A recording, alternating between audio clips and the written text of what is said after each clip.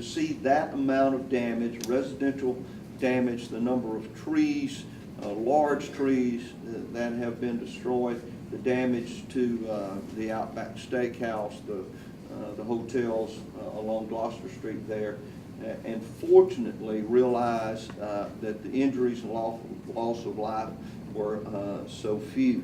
100 Mississippi Army National Guardsmen, primarily from the 155th Brigade Combat Team, which is home stationed here in Tupelo, supported by our aviation facility also in Tupelo.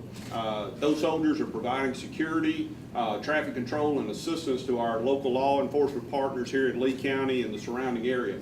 We've been out here today, TCP set up, just trying to keep traffic, non-residential traffic out, also up around assisting the civilians, move walls, help them get out for the senior citizens, and do anything we can. Anytime there's a natural disaster, you know, we don't want to have to be a part of that, but it's what we signed up for, being the guards, what we do. We're just glad to be here and do our part for the community.